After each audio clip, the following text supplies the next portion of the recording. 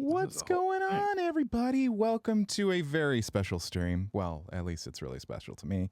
I'll let you be the judge of that. If you think it's special to you, that's awesome. But yeah, I don't know. I'm a brand new member of SAG-AFTRA, so I'm very excited about that. It's a milestone for myself and my career, something I've wanted for a very long time. And over the course of my life, I've gotten to make friends with some really cool people, and I thought it would be fun to bring some really cool people on our stream and talk a little bit about the strike, because I think it's important to be informed, whether you are in the industry or not, whether you're a gamer. It's been really exciting to see our audience be supportive and ask how they can support. It's really cool to see those kinds of things as a gamer myself, to see friends, family, that kind of people, those kind of peeps show up and want to help. It seems that the community of gamers is ready to show up. But enough of me just yammering on. Let's get my guest on screen. Boom! It worked. I love that. We've got fancy overlays and everything. So these are some of my favorite people on this planet. They every time I get to hang out with them, my heart skips a beat. So I've got Sarah, Torian, and Zeke here with me. Why don't we go around the screen and everybody tell our audience a little bit about yourselves. What is your maybe just like a simple, like, who are you, what do you do, and then maybe your relationship to the strike as it stands, because I know that some of you are actually officials, and some are more so just really knowledgeable. So let's start with you, Sarah. Sure. Sarah Elmaleh here. I am a games performer. I also work as a SAG-AFTRA member in other contracts like commercials and animation and live action dubbing. But games have been a lot of that has been to diversify financially. My true passion has been games for a very, very long time.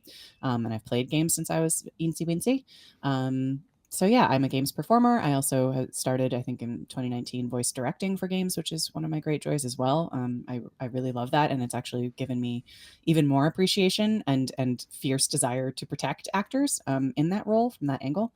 And yeah, as far as my relationship to the strike, I am chair of the Interactive Media Negotiating Committee, which means I am a face of the strike. I'm supposed to be leading this thing, and so I think as deep in it as you get. I think. Interesting language. I'm supposed to be the face. I know.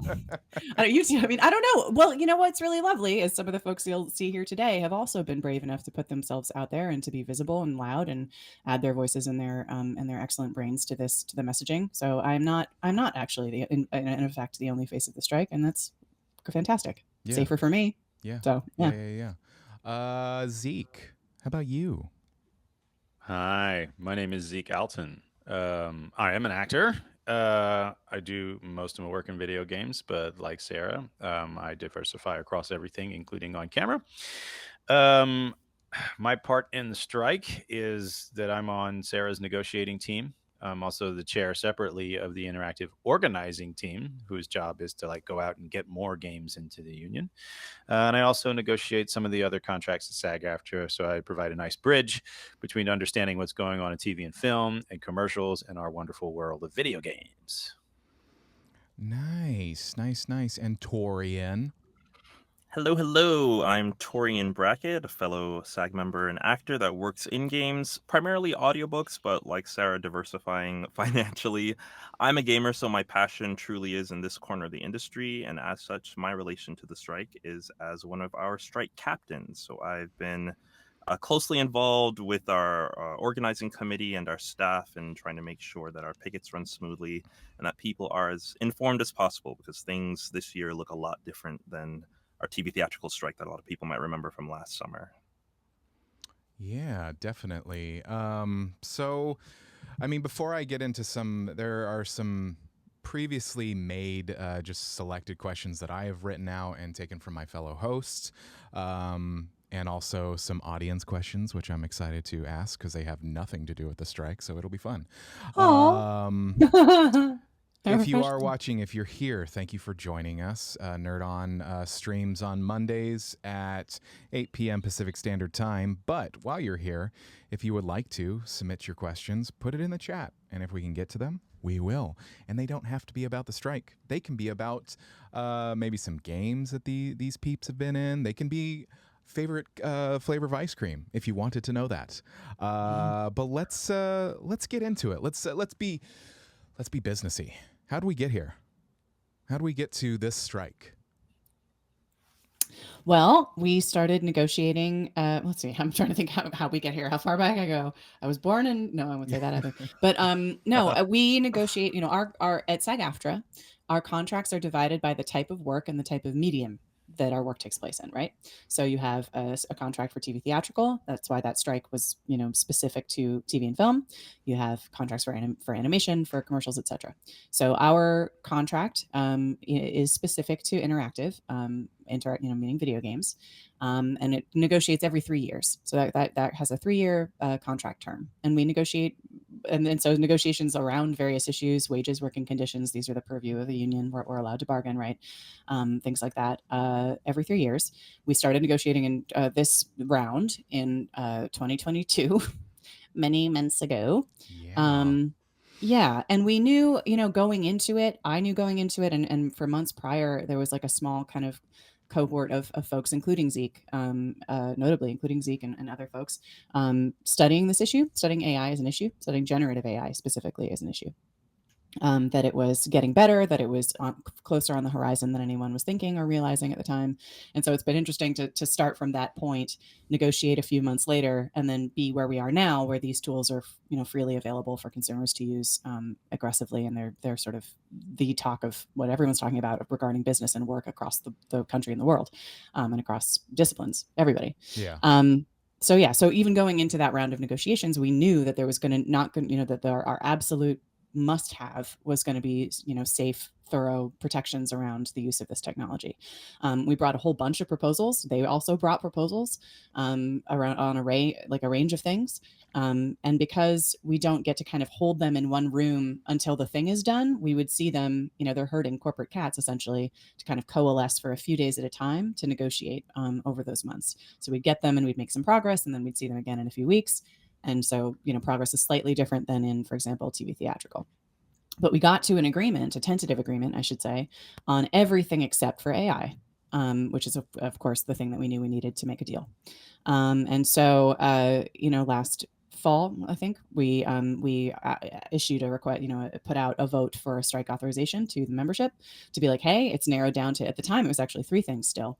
I think it was, our wage increase above what normally we sort of aim for about 3% to match inflation. But as we all know, inflation's been nutty.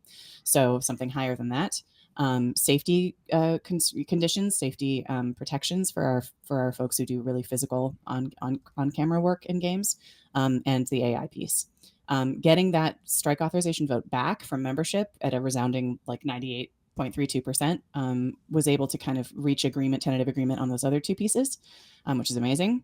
But we still have been working on the AI piece. And so in that time since, in order to be incredibly diligent and thorough and really truly treat a strike as a last resort, which we have and which we take really seriously, we've been continuing to advocate and apply pressure and to open conversation, around that final proposal, until we felt like we had truly exhausted everything that we could possibly try. And that's how we are here where we are today, having gone on strike at the end of July.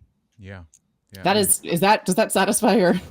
Yeah, I mean, it's a really interesting place to be in, even as an actor myself, as a member.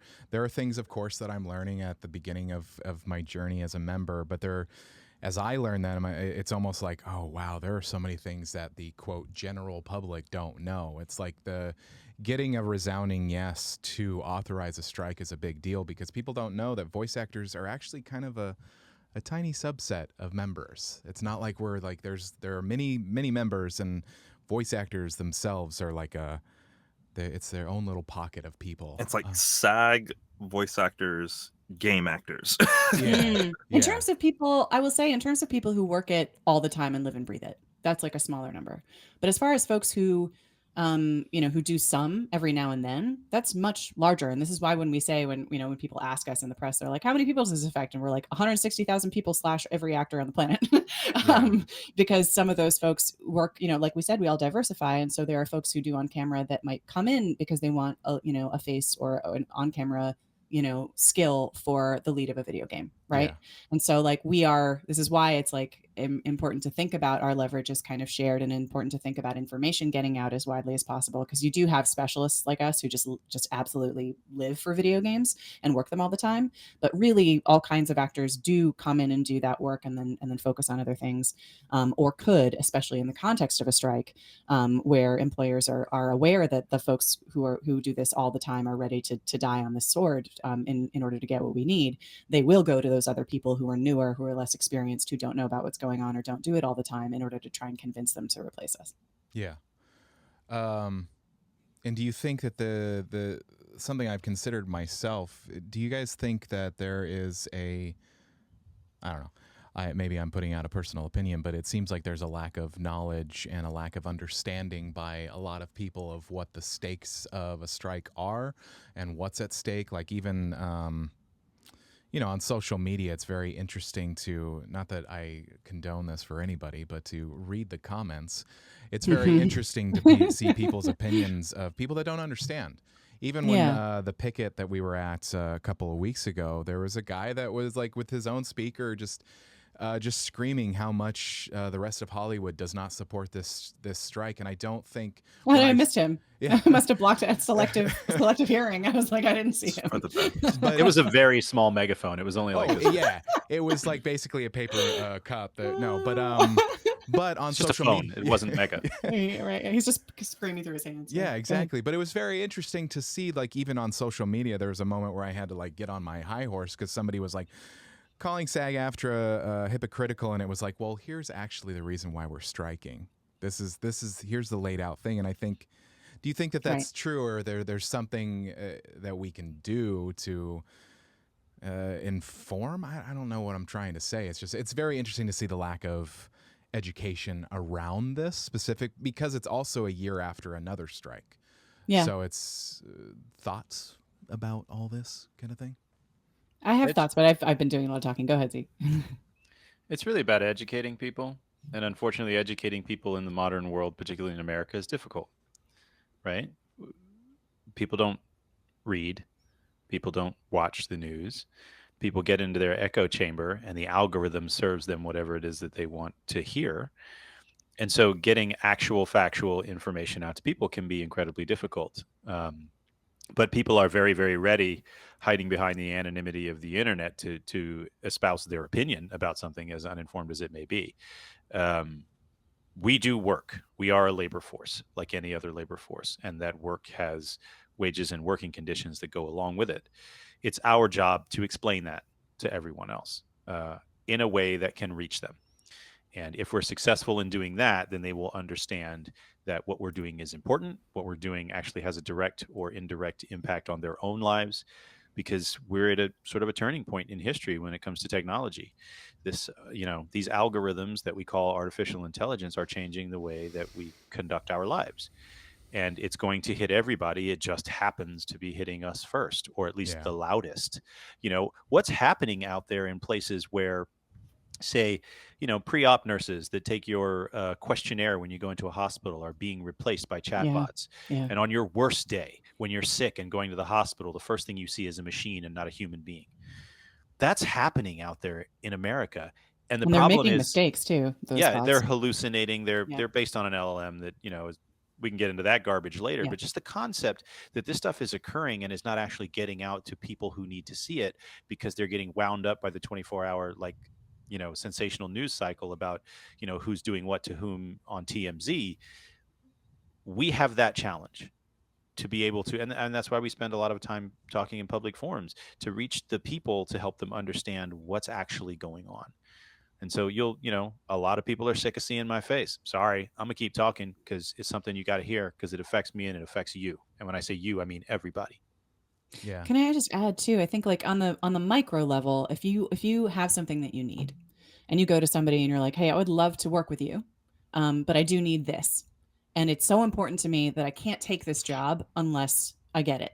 I'm willing to be like, hey, I'd love to work with you truly, but like it's too unsafe for me to do that.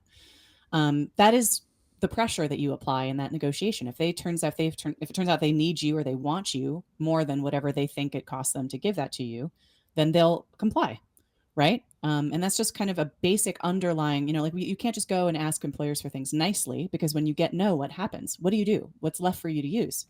You walk away. You're like, I can't do that. So this is just a basic concept of pressure and leverage in a negotiation that happens, that's underlying in every all kinds of interactions you might have throughout a given day, right? So this is just applied at scale. When you have a contract that's built to protect everybody, that's built to use multiple people's leverage, when you're like, hey, how much is it going to hurt you to not use me? Okay, now let's amplify that by how much is it going to hurt you not to be able to get any actor in this space, right? That is just how workers have been able to get things beyond their own individual pressure throughout history, forever. That's the fundamental basic of this. And so when you say, I think all you need to do is understand that principle, that like what you do is you stop working if something's important for you not to keep going, because that is the final, basic amount, of pressure that you have to apply, that you apply it across a larger community. So it's not about any one person being special. It's about, hey, we all need this. And so we're all going to stop. Yeah. Right. So like if you walk that out, then you start to understand how you have any kind of pressure over these corporations, and what you do, what any sane person would do if something is that important to them. Yeah. Right. And then also paired with that, the fact that we have agreements out that they can use right now. Like it's again, like it sort of does require a corrective of being like, it's not like we don't love this work. It's not like we don't want to work. It's not that we're not excited to work. We just need this thing, which is why we've made contracts available to say, if you give us this thing, let's keep rolling, dude. We love making games. Love it. Let's have fun. Favorite thing to do. Favorite thing to do. You know what I mean? So just kind of showing that to people and redirecting them in the sense of like, this pain that you might be feeling, or this upset or concern around, maybe it's you want to play a game and you don't want it to suffer more delays, or if you're, someone else affected in this process, it's really important to remember that they are the ones who pushed us into this place where in order to get what we absolutely need. And if you agree that we need this stuff, which you should, because every citizen, every worker deserves the types of protections we're trying to get, then this is what needs to happen. And they can make that pain stop for themselves and everybody at any time, simply by giving us that thing. Yeah. It's putting on my tinfoil hat a little bit. I mean, I know that there are... even talking to other people, like my brother-in-law is a lawyer, and we had a little bit of a conversation last year with the previous strike, and he was talking about how he was already starting to see just the implications of AI in the legal world, and how it's affecting the quote common people, the people that are getting a phone call from their nephew and it sounds exactly like them, and it's like, guy, milking, stealing their money. And so I think it's I wish that people would understand and see that this isn't, the strikes, it's much bigger than what it seems. Like it surface looking at it, you're like, oh yeah, it's video game actors that are striking for certain things that we need as performers, as actors, as workers. But there's a bigger implication. It seems like this has the potential to set the precedent for a lot of things, and a lot of things that are going into government, local, federal, that kind of thing. I mean, even international. There's a big implication. I don't know if it really hits people that AI, it may seem like, oh, it's just coming for the arts and video. No, it's going to come for you. Oh, yeah. It's going to come for, if the information that you know is in a book or on the internet in some way, it can be loaded into something and you are no longer needed. And worse than that, we're living in a time where people trust, quite deeply mistakenly and dangerously, trust those machines to analyze and interpret that data in a way that matches human skill and expertise and training and wisdom, right? Like, which is completely wrong. It's just wrong. These machines are not able to actually intelligently interpret the relevance, the truthfulness, or the application of this stuff, because they're just scooping everything up and finding aggregates. They're just, I mean, you find mistakes in code, you find mistakes in legal arguments, you find mistakes in all of the things that we're trying to give it to do by treating it as though it's more intelligent than we are in terms of analysis. And so it's just like it's really it's dangerous and it's foolish, and it does affect every discipline on the planet to do these things. And that's, but the thing is, when we talk about worker power and other tools that we have to match this, the mistake lies not necessarily with the machine, which is, let's just imagine for a minute it's doing its best. The mistake is with the people who are directing it and entrusting it with these decisions and trusting it with these abilities that it doesn't have and shouldn't be responsible for.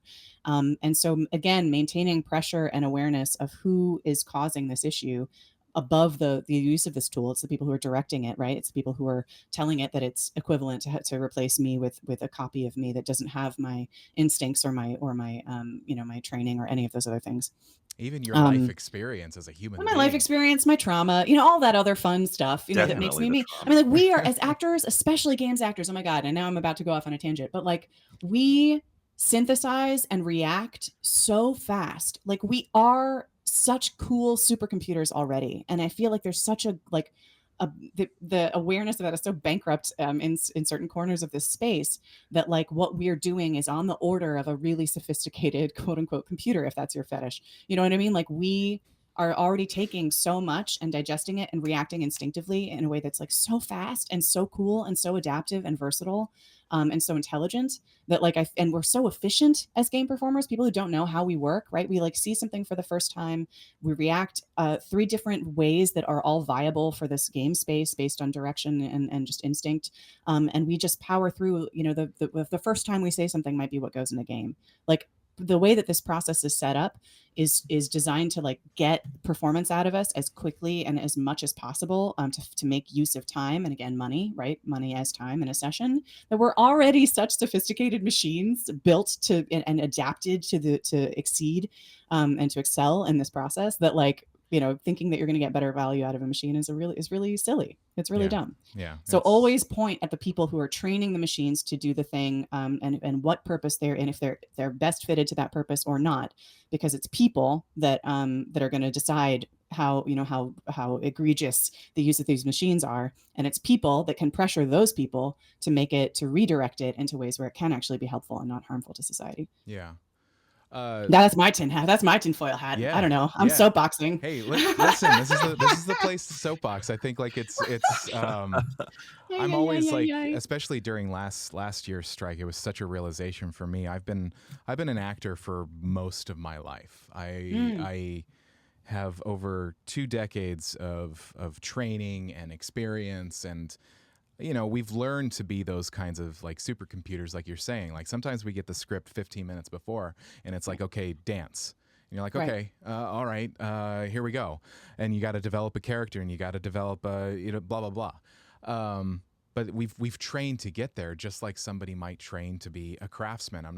There is no better or less than. It's just like we are coming to the table with training and skill. And but I want to get Torian in on this conversation. Yeah, you guys are doing I want to learn more about the both of you. I want to get to know you better through this. Tell me all about what you've been up to. Torian, I kind of look at you as, I mean, I consider you my best friend, but also you have been like you're like the SAG-AFTRA buddy for pre-union, aka non-union. I prefer pre-union. But what has been your experience as a person that's you are kind of an official in that sense, like as a strike captain, but it's also like, what has been your experience in informing, people outside the quote realm of being so intertwined as you have been thus far? Well, it affects everybody. And what was so galvanizing for me last year during TV Theatrical was kind of watching the negotiating committee for that contract, do their darndest to try to get information out, but also having this experience of kind of having their hands tied, because in those official positions, you've got to say things in a way that represents the whole union. I'm not in one of those positions, so I felt like I could go to my friends and be like, well, this is what's going on, and kind of have that back and forth with my networks that maybe a negotiating committee doesn't have that kind of access to. They're giving out information, but it's up to the membership, the entire membership, because we are all the union. It's not just, a few people deciding things for everybody. It's a whole collaborative effort. It's the word of mouth kind of nature of exactly. like guerrilla, do it like labor action. It's like it's you get yours, and then you go to your group, and then hopefully they go to their group, and then they go to their group or whatever, and they use the platform that they might have to spread the information. What's, just to be just like really like simple, what's on the table right now? What is this strike for specifically? Go ahead, Zeke. Yeah. He's AI guy. Okay. Nerd time. Artificial intelligence. Essentially, the technology has matured to the point where it threatens to displace actors at lower expense, creating a far inferior product. We're actually trying to protect a lot of these larger game companies against themselves. They're not run by creatives. There's lots of creatives there, and they're all, calling us going, hey, man, we really hope you get what you need because we need it too. But they're run by business people who, are beholden to shareholders and revenue and all of that fun businessy stuff. And so they look at this as the latest, greatest way to reduce expenses and make more money. With what they would call the MVP, the minimum viable product, just good enough that you, the consumer, will buy it, but not really interested in the art and creativity of it. That's a very small section of people, and they sit right at the top. And so what the strike is about is the rest of us, the actors, the movers, the stunts, the devs, the QA folks, the creative directors, the dialogue coordinators, all of those people that make something that is art, that is beautiful, that hits somebody in the soul.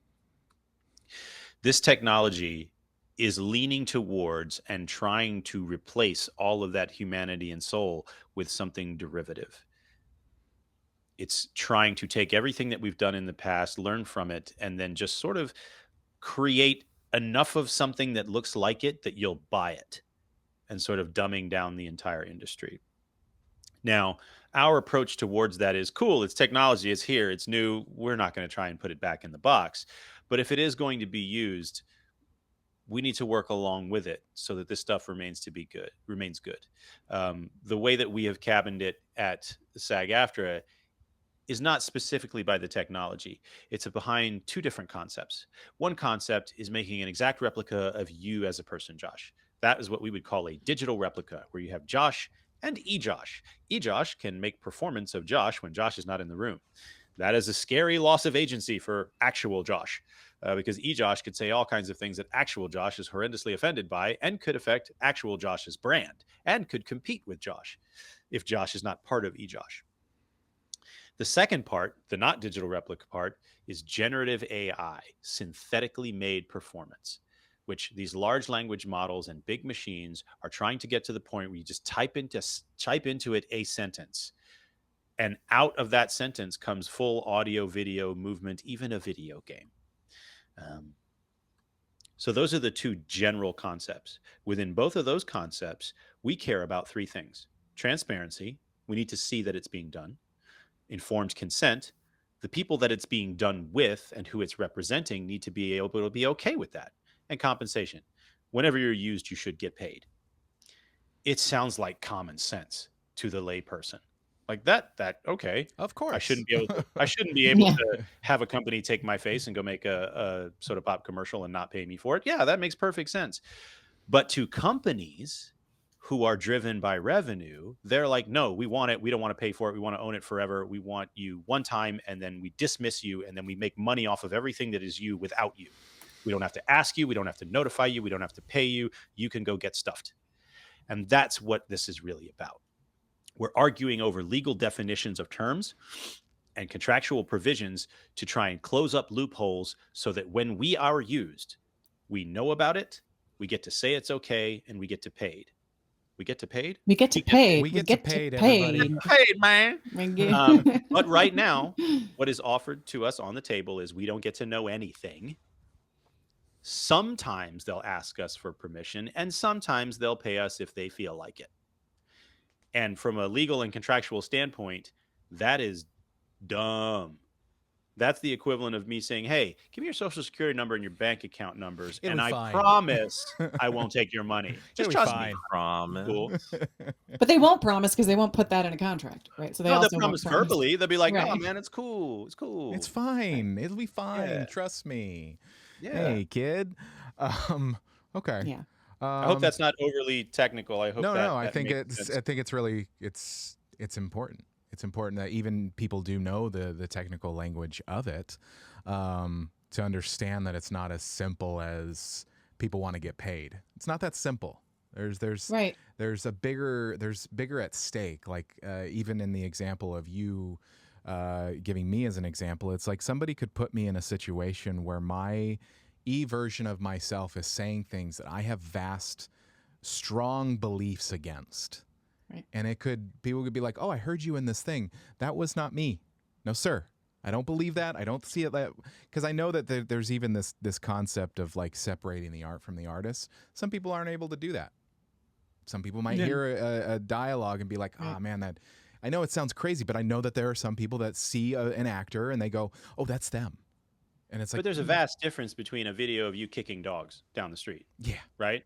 yeah, When you have consented to that, been paid for it, and agreed and said, "Yeah, I'm cool with that video of me kicking dogs down the street." It serves the project. I agree. yeah. But This character right. is bad, and I've agreed to play Do a you bad know? person. Yeah. But You know, right? But the if you fact didn't, that oh my God. video that you were never notified about, you had no say in, but has your face, your Yeah. likeness, your voice, your movement Right. on it, that could be anyone. That doesn't have to be a performer. That could be anyone. Mm-hmm. And that's what we're fighting against. That's what the crux of this AI proposal is about. Do you want to own the rights to who you are or not? Yeah. And Do you we're deserve talking to- about the strike, but it goes beyond contracts. This is a federal battle we're fighting. This is so that people on an individual level can protect Yeah, themselves. people and have don't know some that their avenue. voice, their individual voice, is not protected. Right. I'm sure that many people don't know your voice is not protected. In many places, your face isn't protected. Your name isn't protected. Yeah, and it's. I think we're moving to an age of people learning their value. I think. I hope. One more businessy question before we get into some of the fun, perhaps maybe even silly questions. This another strike happened in 2016 for the IMA, right? Mhm. That went on for a pretty substantial time, right? Yeah, I've heard. Zeke, I feel like I've heard both 13 and 16 months from staff Yeah, in terms of I've even heard confirmed. 9. So I'm like, I think it's more than 9. yeah, I'll It's tell just- you what, it's, for all the people saying that last year's strike was the longest strike in SAG-AFTRA's 80 or 90-year history. No, it wasn't. actually- It was the 2016 video game strike. That's right. It was long. This we know for sure. Zeke goes. Yeah. Yes. Actually, Yeah. Actually, excuse me. Yeah. what's the difference between that one and this one? What are the? It sounds like we're being a little bit stronger on this because there's side letter 6. We're being a little bit stronger and putting our foot down on that. What makes this strike different than that? Obviously, Torian's I mean, video. of course, AI, but Yes. Torian's video is so good. Torian's TikTok is the difference. Your video is so good, dude. it's It's a lot of fun though. Yeah, The I got duality of inspired Torian. from one of those online interactions where I saw I'm not sure that's the right interpretation of this. And we're in the age of TikTok where people need a minute and a half to digest whatever it is you're talking about. I just thought. Can that you made the actually, most sense.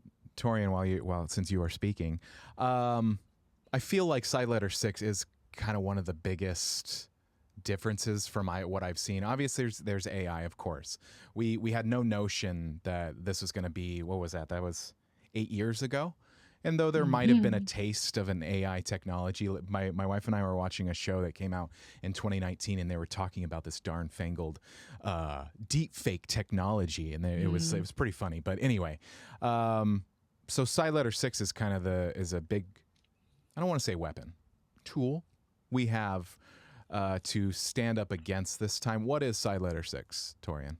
It's a little wrinkle in our contract. I'll always defer to Zeke and Sarah on this, but as far as I understand, back when SAG and AFTRA merged and we ended up creating our first IMA, there were a lot of things that got pulled in that don't really work Yes. for us the way they should. One of them being Actually, side letter 6. yeah, it was an actually. AFTRA contract. It was a provision in the AFTRA contract, which is now the legacy contract that we've been using post merger. So It's not that, it's the one that employers preferred for When did the merger probably this happen? exact reason. That's a great question, Zeke. Do you know when the merger? 2009. Thank you. 2009. What? That's how long that's been there. That's Oh, this is it's what?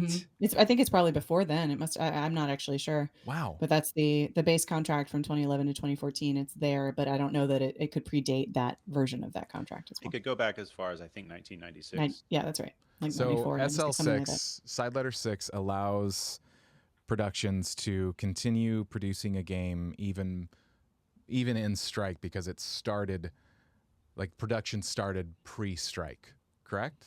That's the basic gist, yeah. And Which is yeah. so the previous strike, people were still working those games because it was, quote, safe to work. And now Grandfathered in. And now Wait. They worked them last time not because they were safe to work. It wasn't an issue of safety last time.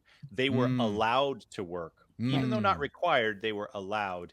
And in the last strike, we only struck the 10 bargaining partners. We didn't strike all of the signatories of the contract. Yeah. Interesting. So Okay. yeah, so it was just strategic decisions were made around not pressing on that piece that was in that contract. And I think it's, it was a really painful lesson to learn, but I'm glad we did because folks who find it tempting. I love Torian's like seductive Faustian voice for selling. You gotta give us that, Torian. Tell us why. Speaking of people Destiny, it really was inspired from who's the Gambit guy? Oh my gosh, the Drifter. That was kind of like, oh, funny. yeah, There you go. that's kind of Yeah. So the temptation to work on side letter 6 games because it's work and it's legal and you want, because we all love to work, right? Is there. But we now have historical data, and fights like this should be data driven wherever possible, right? On what happens when you run that kind of strike. And that strike took a very, very long time for pressure to kind of kick in and implement. Essentially actors were hurting more than companies for too long. And we just weren't really able to get, exactly what we came in to kind of try and achieve, which was really, bonus payments of some kind to actors based on a game doing well, as opposed to what we did get, which is still makes a difference, put money in actors' pockets, a bonus based on every session that you work on a game. And so now we know that running that kind of strike, the danger and the likelihood of running something that would not be effective and not get us exactly what we need when the stakes are so high for this existential issue is just there. It's there in history. We can look at it. We can point to it. We can say the only sane thing to do, right, when we talk about, to get different results would be to try something different. And so that's why we're really pushing with every tool we have, as safely and as contractually compliant as we can, because those games don't have protections. Well, I mean, I want Right. because the video is so good. I want Torian to explain. To just reenact it. Torian, give us a verbal reenactment of the video. What is the danger of working on side letter 6, even though it's legal? I mean, go ahead. Well, it's an expired contract. It's the last cycle or this current cycle of negotiation started September 2022. That's when the IMA was done because we needed to get a new contract. And when you work side letter 6, you're saying I'm good to work on the old contract. It's the old contract. Ain't nothing wrong with that. We just call it like a warm blanket from a simpler time. Warm blanket from a simpler time. Right, a simpler time that's not the world we live in now that has AI running rampant. So none of the games that our negotiating committee has worked on since September 2022 exist on that contract. And that's personally like why I can't work any of those contracts because it's got nothing. Yeah. So I think people think about it like I'll work on it and then this action will take care of itself and we'll get something. Yeah. And instead, every time you choose to take that contract, you're saying, I am okay if that's the only contract I ever have for the rest of my life that has no protections whatsoever. It's a line that has been, and it's a really, I mean, it's powerful, but something that has been thrown out. It's like, I don't want my next job to be my last job. And that's important for all actors, for everybody to understand, non-union, pre-union members. It's like, be very careful. Be very, very careful. Let's move to some different kinds of questions from audience. Let me real quick. So we're at close to 12:50. I know that you guys have been going back to back to back to back. What are we like a hard set one? Is that I just want to make sure that I judge my time. I'll toss that to Zeke because he's been going longer in this morning than I have. So yeah, hard out one. You are allowed to rest, Zeke. No, we can go to 1:30, I think. Okay, we won't go to 1:30, but I just want to know that I have some wiggle room. So. Justice, no, absolutely not. No, oh my sir. God, no. No, thank you. One shout out to Spencer, one of our listeners.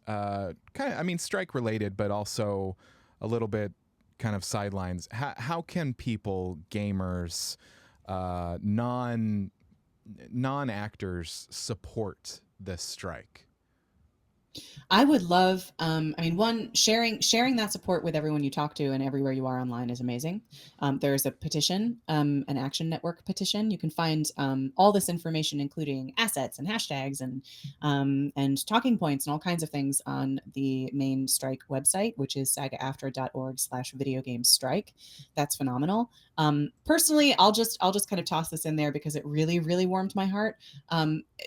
Right now, the employers are kind of not being too aggressive or mean in the media, which I'm thankful for for as long as it lasts. However, they are, quoted often reassuring their shareholders, which they have a very anxious existential need to do, right? That this is going to be fine and it doesn't matter and whatever they're going to say to keep their shareholders happy.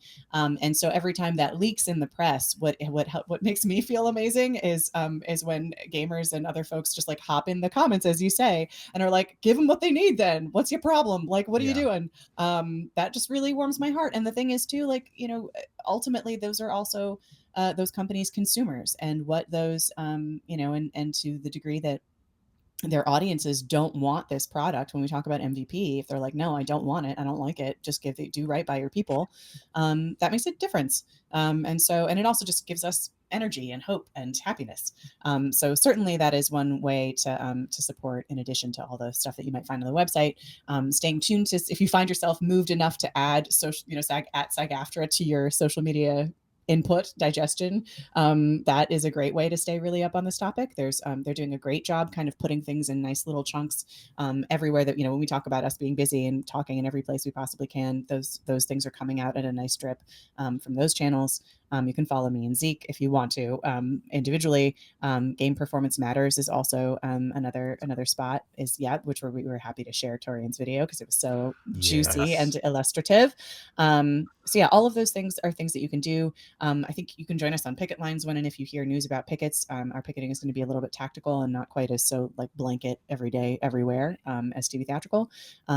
So yeah, there's lots of ways to do that. Yeah, I should probably pick one to be clean, but there's now so I'm just many like ways. all the things. I like the one about being loud about your support on social media, because I don't even think people know all the games that our bargaining partners touch, and being able to let those people know, like, hey, can you sign this please, so that the people we like listening to, the people that make us laugh and cry, that they can get paid fairly. Like, the power of the consumer it cannot be ignored. So it's be loud about it. It's an interesting thing, this human quality. I think people forget that performance, whether it's games, cartoons, TV, whatever. I think people forget this connection, this human connection that people have to a character. And, yes, one could argue that another actor could pick that character up and play it, but they didn't. This actor has this character and they embodied it, and audience fans connected to it on a level that, I have games in my life that it might be hyperbolic, but I'll say they saved my life. There are certain things about this that it's like there are people out there. I've heard some incredible stories about people like that game, that anime, that show, whatever, saved my life because it was I'm sure people have heard this fact by now, but like the number one industry during the Depression was the entertainment industry because people needed escape. I mean, video games nowadays are one of the biggest escapes for people, and you can't take that away. You just don't. No. I think the people that are in the big seats, they just don't. They think that it's just money related and what people will spend money for, and it's like, no, people are. Yes, it's a product, but it's an experience that's being purchased. That's, yeah. So, thank you. Can I soapbox a little? Yeah. This is my other soapbox, and this is like I just gave this talk. I think at like a conference a couple years before doing this, maybe even I'm trying to think, 2020, just before all of this. And my point through all of this is that, which is ironic now, is that voice actors and movement performers, human beings who perform, when I talk about us being sophisticated machines, right? And we go in and we react to whatever that is that we think we need. Our job and our gift and our like responsibility is to add realism and weight and human impact to the rest of the simulated world. So when you see everything else is kind of like is animated and there's characters that look whatever, it's data, in that sense of like of how you're assembling the rest of this piece. But up until now, you've had real human beings driving the movement or the voice. And that's something that human beings are just innately programmed to respond to react to. It's very intimate. We mirror each other. Our biochemistry is affected by other human beings expressing themselves in this way when you hear each other, see each other. And so when we sell a fall and make it sound painful, that if that has the ability to make that fall itself based on how it's rendered visually look and feel and sound more intense, more immersive, right? So everything around us reacting believably through our skill and our imagination to another human being, to say that relationship matters and is meaningful, to say that hit was really painful and hit in a specific place. Like our gift is making everything else that's ones and zeros in this experience feel more human and feel more impactful and feel more immersive. And so the idea that you're going to go ahead and take this strong suit, this like cool ace up your sleeve for selling your virtual world to other human beings by using human beings, the idea that you're going to now replace that with more simulation, to me, is really dumb. So like that's, it's just a superpower that we have and an advantage that you bring when you have real human beings come and participate in this process. And yes, that is what fans and other players react to and latch onto. And it's not that all games require human beings in this way to make interesting stuff, but if you have characters and that's the kind of experience you want to create for people, using other human beings is the best way to do it, as a business move, as an artistic move, as a business move. So it's, I don't know. When we talk about MVP, I don't think they'll actually replace all of us forever because that will bear out, but they will try to push that MVP of how little they can use us and still get that bang for buck, still get that experience that people are willing to pay for and that they want desperately to experience. So that's my big ramble, but it's like true. I've been talking about this as like the superpower of our craft for years. And of course, business has other things in mind. Yeah, about that. So Spencer also asks, I kept things serious until I'm like, oh, if you wanted to do fun, whimsical questions, just kidding. No, it's important. This kind of, I love talking about this kind of stuff because art to me has been my life for so long. And it's just like, it's something that I feel, as strong of a word as it is, it's a purpose, it's a gift, it's a service that I do for myself and for others. And it's like, it's really important. Art is important. It's not some like thing. It's so important to people. And whether it is to express art, to make art, or to experience it, it's important.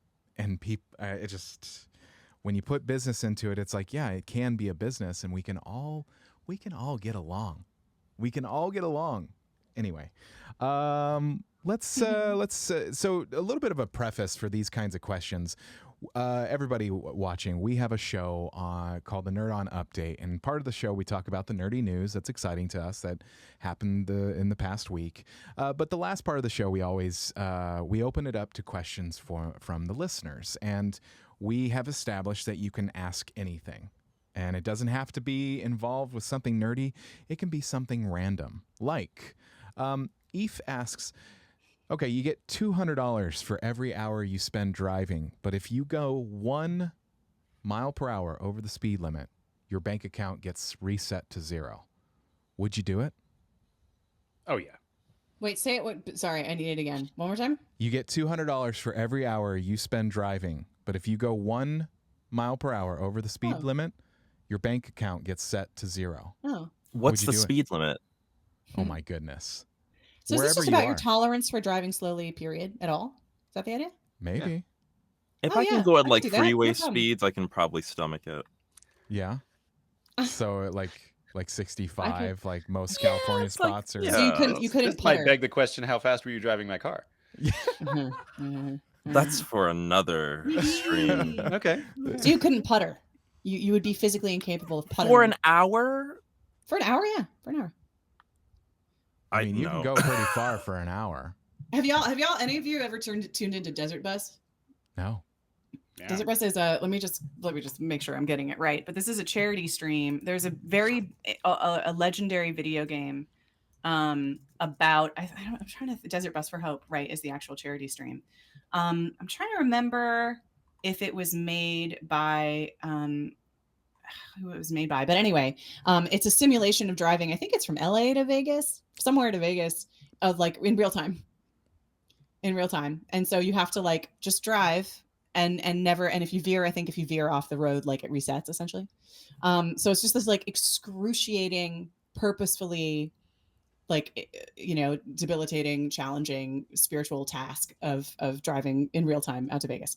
And folks will do it as a charity, as a streaming thing for fun, for entertainment, for laughs, and for challenge, and raise money for charity. So to me, that feels like a Desert Bus question. So anyone who's ever like, 3 words: adaptive cruise control. Set it at the speed limit. Wow. Turn on your Fair enough. tunes. right, And right. just like modern tech. Okay, this is modern technology working for us. Adaptive cruise control. Got my radio, whatever I need, whatever tunes I got. I could do that forever. I just watch the money go up. I have some Just family chill. that lives they live like kind of an hour outside of Vegas, and there is a part of the drive from here, LA, to out that area that is just mind-numbingly boring. It's just nothing. There's a part where you reach when your GPS goes in 200 miles exit, and you're like, it's just gonna be straight road from here on out. It's not even gonna be curvy. My brain isn't even gonna be. Anyway, so I'm picking. I found that information, by the way. Oh yeah, What is it? it's a mini game, and this is just great games history, right? And I thought it had something to do with Penn and Teller, and I was right. It is a mini game from the never released Sega CD game Penn and Teller's Smoke and Mirrors. And it challenges the player, which of course they're like, what an incredible magician troll this is. Challenge the player to drive a listing, right? So it's constantly veering, unreliable virtual bus on an endless 8-hour-long strip of highway between Tucson, Arizona, and Las Vegas, Nevada. It is widely regarded to be the worst video game ever made. And they play it for as long as donations come in. And I think they actually claim on the Desert Bus for Hope website that it's like the longest running internet-based fundraiser, raising over $9 million for Child's Play over 14 years. Wow, that's Yeah. awesome. That's awesome. That's how you take bad video games and turn them into good, lovely things. Yeah, through human anything beings. can be turned into Torture charity.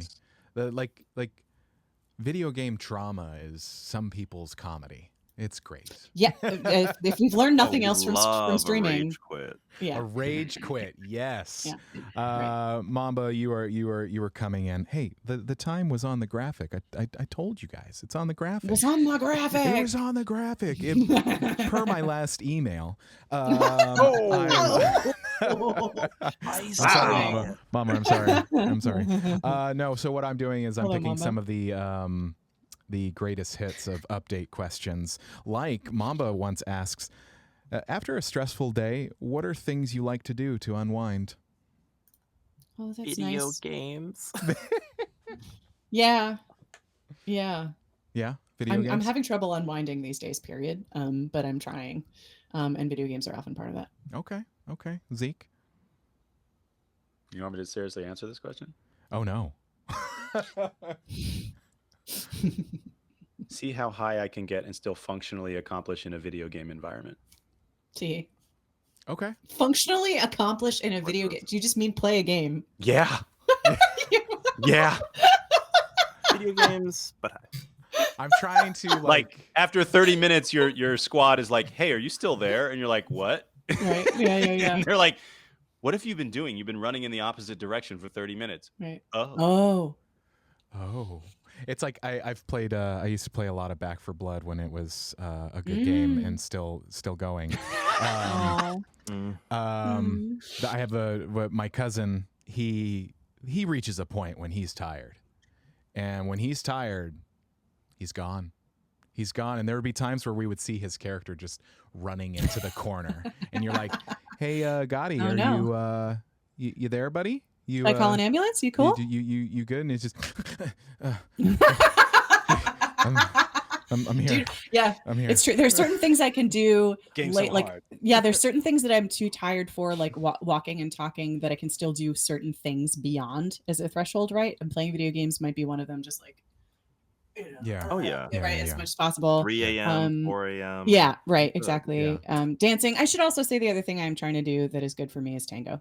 Like dancing tango is like forces other things out of my brain in a way that is functionally unwinding. Okay. And very helpful. Karaoke. I miss karaoke. Okay. I haven't done karaoke really since before the pandemic, and I love karaoke. What are you doing tomorrow?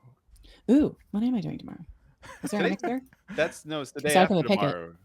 Torian, day after. What are you doing Friday? What am I doing Friday? Well, I mean, Mamba is asking a question in the chat. I love this. Given the time that you have chosen this career, what would you tell your younger self to prepare for? Oh, that's a Play great more question. games. Don't listen to your mom. Video games do not rot your brains. Video games are a career. They're a future. They're everything. That's true. I went to a school. I grew up going to a very crunchy granola, like new agey school that banned video games and movies too, and TV and stuff. They were like, no digital anything. Like, were you in the movie Footloose? Yeah, practically. Footloose the school. Footloose the small school. But yeah, like no, it was like wooden toys and playing outside, and I was like, I'm allergic to outside. I hate this. But yeah, it was like really not. But I think I just rebelled like really hard because I'd been playing games since before I went to that school. I played games through going to that school. And I think I don't know. I don't want to give them I wouldn't give them the respect or the power to shape my whole Fight the career as a man. single act of rebellion. Yeah, but it's probably related. You know what I mean? So yeah, screw them. I think I was very well prepared to step into working in games. I played a lot when I was younger, but I would tell myself to like let people help you. This industry serves you well when you like collaborate with people. Yes. I learned that You too will late. Find yourself in some very interesting rooms if you just like Yeah. say yes to doing things with people, and they'll bring you along to their awesome things. People are cool, it seems. It's weird. Collaboration is why I do any of this, which is why I fight for collaboration. Like this contract that we're trying to do, that not to bring it back to the contract, but this drink, I don't know, whatever. Is that like what we're trying to put in terms of AI protections is just trying to recreate the collaboration that we already have. Right. It's like when we talk about what I'm comfortable with and what serves this project, and we have an opportunity to discover something new, something better, and the joy of that, the surprise of that, the delight of that, the fact that things can become bigger than you go in expecting them to be through this alchemy that's two people more, is wonderful and joyful. And we are trying to put things in that contract to make sure that just a baseline of safety on that level is preserved, where you make sure that you're not doing something egregious with me when I'm not there. Yeah. So collaboration is everything. It's all over my website. It's all I talk about all the time. My LLC has a really terrible, obnoxious, goofy name that is a collaboration pun. It's just like I'm a broken record about it. And it's like everything. But I will say, actually, I did think of something that I wasn't prepared for when I was younger. When I was first starting out in this career, I did hear a lot of good like advice and preparation, mental game for how to prepare for scarcity times. Just like how to diversify, how to keep my brain I mean, one of the reasons I loved games and focusing on games was that I could feed my brain learning about development, talking to developers. I liked networking, unlike some other actor communities I'd been in where people were a little more pretentious, perhaps, by and large. And like, as much as I love those certain people in those communities and those other mediums, but like game devs, super down to earth, some of the smartest people you'll ever meet, very very talented, creative, humble. Like I think the act of making a game is humbling, because it's broken until it's really broken until it's not, until the very end, which maybe hopefully it's a little less broken, and also because it stops when you put it down. Like, it just stops when you put it down. A movie can just be like, or a theater. I got really resentful of theater because I would go and feel like it was not socially acceptable to walk out of bad plays, and I was like, this is dumb. Games just stop and wait patiently, pathetically almost, for me to keep being interested in them. You know what I mean? So anyway, so and if all it's this a Tamagotchi, it dies. It's fine. Right, it dies. That's true. Tamagotchis and other things, games will punish you for your inattention. Animal Crossing will get super mad at you. So some games do clap back, I suppose, if you leave them alone too long. But anyway, so I've had all these plans, and I started working. I worked at a games magazine. I started just helping and learning, and helping organize events. There was so much for my brain to chew on in a way that still connected me to this medium and connected me to this community and fed me emotionally, intellectually, when things were fallow as an actor. And that was really important to me. It was really helpful to me, for me to find a way to be engaged and involved and to learn and to grow, even when I wasn't getting a million jobs a day. So I had this great plan for when things were not busy. And then I managed to burn myself out directing too much, and not understanding boundaries. I had no plan for when things are not shockingly, amazingly, luckily abundant. Right. And then watching yourself past the point of burnout, and the amount of time it is taking to recover from that artistically and emotionally from that. It was longer than I expected. It's really, it'll sneak up on you. So I would say, to be responsible going into this career, have a plan for when things are scarce, and have a plan for when things are abundant, because you're going to need to have things that you can do and boundaries you're comfortable setting, and rehearse, practice, think ahead to setting those boundaries, so that you can do this sustainably long term. Both of those are sustainability issues, and you should think about both ends of that spectrum. Burnout sneaks up on you. You don't realize it's nasty. It's nasty. Yeah, there's been a couple of times in my career where it's because the way burnout affects me, it's I'm just it's boom, boom, boom, boom, boom, and then uninterested. Yeah.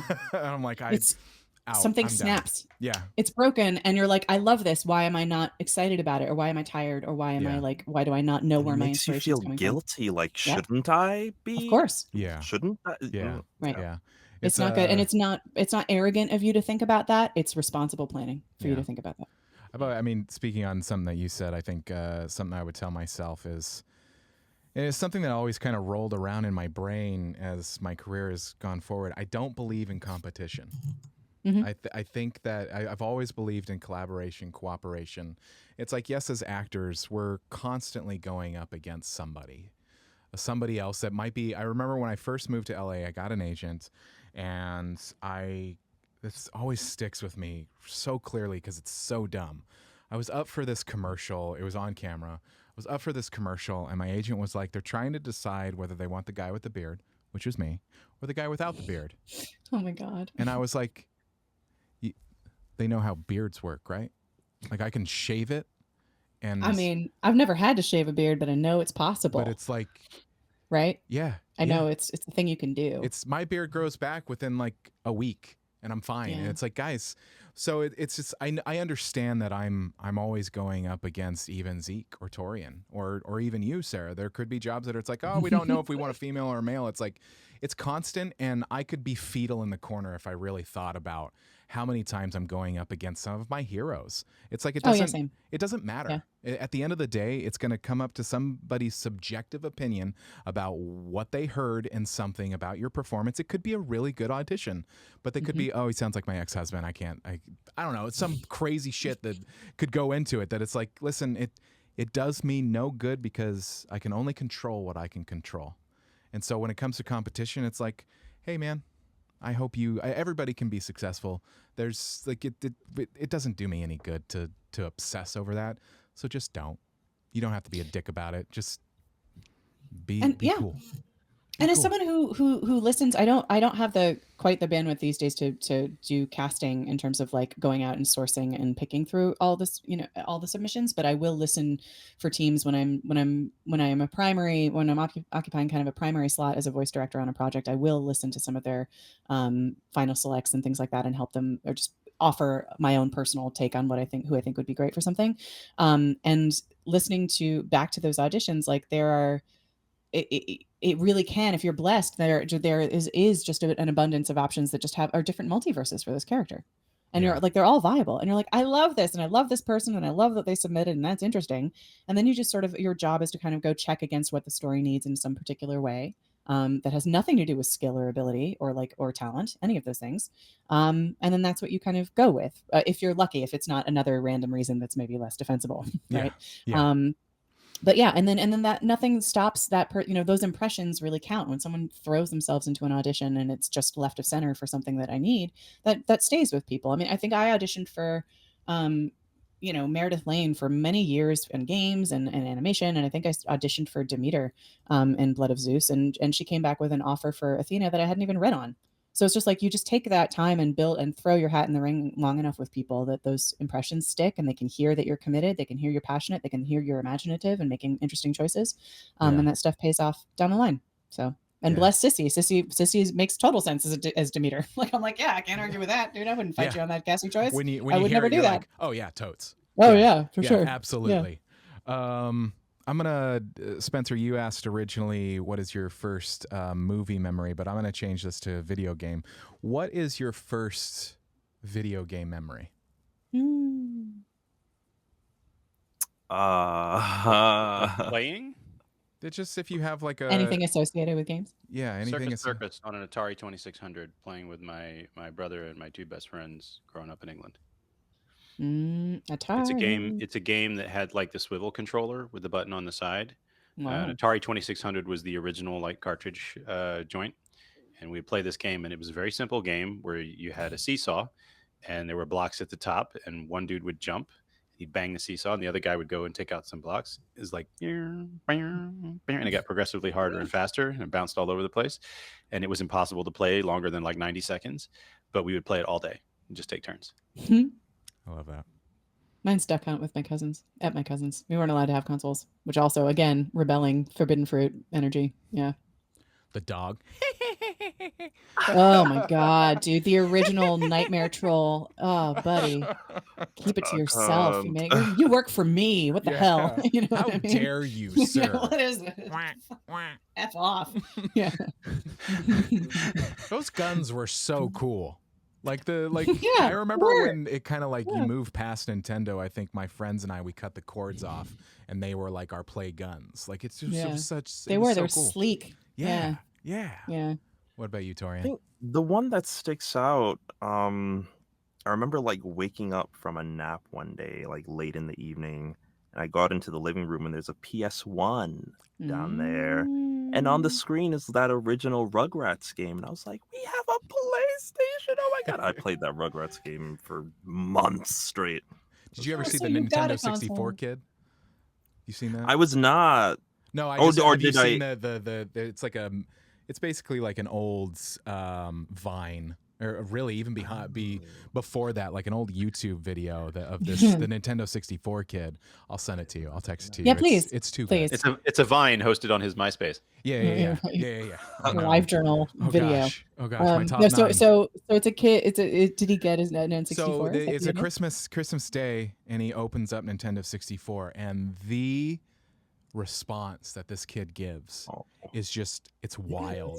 And then some people have remixed it into like this like this techno trance like thing. I'll send it to you guys. It's too funny. I don't know why that's making me emotional. Video games are so awesome. They're so awesome. I was just telling this memory to Discord. It's one of my big brother memories, my little brother. So back in the day, so we were playing Twisted Metal on PS1. And back in the day, it was like, you got to commit. If you're going to beat this game, you better commit. Yeah, there were memory cards, but not all games worked on a memory card. So Twisted Metal, you had to, if you're committing to a run, you were committing to a run. And so we were on the final boss. I forget it was like Sweet Tooth, I think was the final boss. And my little brother comes in. Shout out, Cody. Comes in and he hits Cody's the reset still living, button. still with us. Yeah, yes? still with us. He comes in, he sets the reset button and runs. And our run was ruined. That little dick. Oh man. I just want to have a little conversation with Cody. I just wanna have a little Who hurt you conversation. besides your big brother? Who hurt you? Yeah. Oh my god. Okay, I actually so think that sharing consoles, because we weren't allowed to own them for so Mhm. long. I feel like I had my first personally owned console would have been an original Xbox, like in college already. So we rented them. This is back when you could rent consoles from Blockbuster. Oh my god. So we would rent them, and it was this like awful perpetuating cycle, because like we would rent them, and me and my brother would play until our thumbs were broken, and like our parents would be horrified, which would perpetuate the fact that like, oh, we can never own this, and so the cycle repeats, because we were going to milk these It's things for as ruining long as we them. had them. Yeah, right. We're like, of course, play it until our eyes bleed, like please, for the weekend. It'll that we have never it. lead them to be having a job. Yeah. Right, exactly, yeah. But we actually, and like I'm not sure, I'm convinced we probably did various acts of sabotage to each other, but like also my brother and I didn't quite get along or gel or share a lot of activity. He did a lot of sports, I was dancing, I did not do outside stuff, like very different. But like us having to like negotiate and bargain to share time and to play co-op together on the console is like a lot of my early memories of like actually collaborating playtime wise with my brother were around sharing consoles for like hot intense weekends at a time. Wow, that's just yeah. Same with my brother, except we are of an earlier generation where we would hop the bus down to the arcade and pay our Yeah. $10 to go in the arcade all day. And my brother and I had very different interests, but we would play mostly fighting games Mm-hmm. for like 8 hours at a clip. And Mm-hmm. it's hot dogs and sodas and quarters up on the arcade, and old school style. And we would burn the quarter machines. We'd get the $10 pass to play some of them all day, and we would just game. And then, at that night, we'd put Band-Aids on our fingers and wait until they healed so we could do it again. That was our Mhm. summers. So, yeah. Yeah. My sister wasn't much of a gamer, but I do remember because we had the Sega Genesis as well before the PS1, and she did Mhm. play Shaq Fu with me a few times. I remember beating her. Yeah. That's my throwback. No, I love it. So Genesis was one of the consoles we rented the most, and I feel like there were a lot of those like really now retrospectively extremely difficult. That was a big learning moment growing up, was realizing that I wasn't really stupid and clumsy as a kid. Those games were just hard. Adventure games were hard. Console games were Aladdin hard. or Games Lion were King hard. on Super Nintendo Exactly right. is Thank you, really thank you. hard. Thank you. Oh. Well, like, people are talking about some of the games from specific companies these days that are like overly difficult and punishing, and it's like hilarious to think so. Yeah. There was a time where I built an arcade cabinet with my son, and he and his friends would come over when they were teenagers, and we throw on like my one of my favorite games of all time. Well, two of them, 1942 and Joust. And you've got to be of a certain age to understand both of those. But you also know that they're quarter eaters and they're absolutely punishing. Mhm. And next to our arcade in the house would be the list of high scores, and the kids would come over and they'd play for weeks and weeks and weeks, and then they'd bust up a high score, and I'd walk out of my room and go whap whap whap, boom, right on top. I'm like, you guys suck. We didn't have tutorials. We didn't have easy mode. We didn't have story mode. We had give me your quarter games. What is You this gotta tutorial you go get speak good. of? I'm Yeah, a right. story mode Teach you how kid. to I play need the story game. mode. Go get Please. good. I was just thinking how much money FromSoft would make if Elden Ring was a arcade quarter game, eater? and it was just like, no, I'm gonna beat this boss. I'm A gonna beat this boss. million. Which again, money driving everything. I think probably it's only consumer pushback that would keep them from. I mean, that's not true. I'm sure, like, not to throw shade on FromSoft's personal creative ethics. I don't know. I won't speak for them. But like, right, like I think the nature of different settings, like this is why, and again, how my brain works is like thinking about what context we play games in and what we're willing to pay for and how those trends change and what levers we use to push back and create entirely different design practices, right? There's like pressures that we apply as audiences that shape how games are made, and they will test how much money they can make and use exploitative design practice to get money and attention out of us, or money as attention out of us. Not to bring it back seriously, we were just having so much fun. But anyway, yes. Wow, way to bring it. No, I'm just kidding. All connected. Do you guys have any games that like established like you were a gamer? Like for me, it's Final Fantasy VII. Like I remember like playing that with my friend. I was over at his house and he was saying, "Hey, oh, we're playing this new game on PlayStation."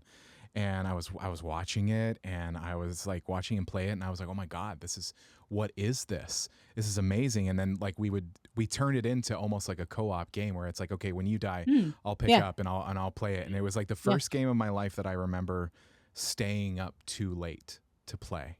Like it was like that established like the staying up until 2 a.m. and like, oh shoot, and like actually farming and grinding and like I think it was then that I was like, oh wow, gaming is life. It's like part of me. Yeah, it's a part of me. I think for me, it would have been those early LucasArts adventure games was when I like felt, because I played games, like I said, compulsively from much earlier, but and joyfully as well. But I think adventure games, I was like a really lonely kid, and I was in my head a lot, and I kind of like kept myself company. Yes, I know. Like my imagination was, I lived there a lot, and frankly, I think it's what makes me a good game performer. I think it fed directly into, you know, how vivid my own imagination is directly related to my ability to do this job well. But yeah, anyway, so creating these little mini worlds for me and places, you know, people to talk to and things to do was really, really compelling. So when I started playing LucasArts adventure games in about middle school, that probably would have been like, oh, this speaks to like a need. My brain is hungry for little worlds, like hungry for this stuff. And so being in my mom's basement, playing on my own in that case, with adventure games, and then actually also sometimes as co-op. I mean, adventure games are also great co-op if you like use two brains are better than one when you're talking about puzzles, right? Yeah. So I played them with my best friend Brielle in middle school, and sometimes with my brother too. But yeah, so Full Throttle first, and then Curse of Monkey Island. There was just this great run of LucasArts adventure games, which, by the way, had spectacular performances in them. So Full Throttle, Curse of Monkey Island, Grim Fandango was like this true, you know, this three-pronged, whatever, this like tiara of great LucasArts adventure games that was like, that activated my brain, that kept me company, that kept me, you know, engaged, that inspired me to do this job, as far as the performances in it. So that would probably be when I'm like, oh, this is core to a need that I have in a way that I am. Torian, Zeke. You know, I feel so fortunate to have grown up in the 90s because interactive experiences were such like a pillar of so many parts of my life. We had computers in schools. I was playing Math Blaster. I learned to type on Mavis Beacon, all these interactive experiences. Oregon Trail. Yes. Oh my God, yeah. Oregon Trail. But like when I really felt like, oh, I'm a gamer, was playing Maple Story. That was my first like real MMO. Where like you, I was like up late. I was up way too late, just grinding and getting the experience and all that stuff. And it's like, okay, I need more of this. Where's the rest? Yeah. Play Into My Veins now. Yeah. Oh my God, I had to put down MMOs after like EverQuest because I couldn't. I was like, because I binge. I was trained to binge. For God's, they trained me to binge with the weekend console rentals, and so I need experiences I can binge and then end more or less as much as possible. Yeah, endless grinding and an MMO would be I'd be dead. Kind of doing it now. It's. What about you? You're playing right now. Right now, you're playing. Yeah, I believe it. Got another screen. So. Yeah. What about you, Zeke? My whole life, man. I got you know. I remember my dad came home with an Intellivision. Might be dating myself right now. And it was my brother and I's thing, and then it became my friends and I's thing, and my entire life it's always been my thing. I have always stayed up late playing games. I have always obsessed. I mean, I don't play MMOs because, right? Because at some point I'm a grown up and I got to go to work. Well, not now. Well, we made our work games as a cheat. Yeah. So it's research. That's right. Exactly. It is, but like I don't. I think there was a period in my life when I was active duty and deploying a lot where I didn't play video games. It's like an 8-year hole in my life, and then I got back into it for the same reasons: spending time with people that I care about, doing something that we look at each other and laugh and have fun. And that is kind of the story of what I enjoy in life: is hanging out with people that I like, being able to either look left or right or talk on the mic and go, dude, this is fun. And you know, it just like any other form of entertainment, it shapes your worldview, it shapes your opinions, it teaches you things, good and bad. But yeah, for me, there is no specific point or specific game where I was like, this is it, because it's always been. And I'm like the OG original like gamer generation. I was there when games started. You know, I grew up pre-internet. They didn't have email until I was at the end of college. So like, yeah, it's just always been a thing. It's like, it's nice to see how it's morphed. It's never going to go away, at least not in my mind. Yeah. Play I think is like the only thing I'll say is like play of some kind, interaction of some kind, and like just play as an instinct. It's like so core to my family. Like it play equals love in my family dynamic. My family dynamic is complicated, but like what I do know is that we express love through play, and so like there is no and these like experiences that facilitate that are directly connected to something like a basic human need that I have. So yeah. Anyway. Yeah. No, I get it. I mean, the pandemic really established for me. I was just telling some of my gamer buddies last night that it's like I don't actually often play like single player games nowadays. It's oftentimes playing with my friends. It became a social experience for me. It's something that I look forward to, and when it doesn't happen, it's not like I'm empty inside. It's not like I can't like go entertain myself, but it's just it fuels me to be able to hang out, play. So like some friends and I were playing Elden Ring again, and it's like it's an experience. It's just like we're all kind of embracing the suck together, where it's like, this sucks, but this is going to be fun once we get it and we beat the boss and we're like losing our minds, and my wife doesn't know what I'm talking about, and that's fine, but it's just like you're like in it, you're like it's like the things gamers say that just don't make sense. Yeah, sure. But I think that's actually a fun place, and I lied. Apparently we are going to 1:30, so everybody, thank you so much for joining us on this stream. I really appreciate you guys taking the time to inform us and maybe have some fun, answer some questions. Where can everybody follow all you peeps? Individually? Yeah, individually or as a group, or I don't, Okay. Well, do follow Game Performance Matters. Follow at SAG-AFTRA in places if you care to, and then individually, I'm SELMALEH on Instagram and Twitter mainly. So you can follow me there. Zeke Alton, ZekeAlton on Instagram. I don't have many of the other social medias. Cool. Instagram, Twitter, TikTok. You can find me at TBVO, TEEBEEVO. Got it. Everybody at home, thank you so much for joining us for this stream. Check out our website, nerdon.tv. It has all of our episodes. There are literally hundreds of episodes of podcasts. Pretty much all of our episodes nowadays go to YouTube as well. I will put this up there. Thank you for watching live. Thank you for watching afterwards. Yeah, I think that's it. Let's bring up the music. Let's get ready to GTFO. All y'all, take care of yourselves. Drink water. Oh yeah. You are awesome. You know the drill. As always, I meant to say, as always, nerd on. So thanks for watching. I just preemptively picked the button because I was like, I've kept these people for 90 minutes and I'm scared. Press the button, go. Oh, you said as always and ended the stream. Yeah. That's so powerful. As always. As dead always. silence. And scene. Anyway. Impeccable. Love you all. Thanks for watching the stream. You know the drill. As always, nerd on. There's the catchphrase.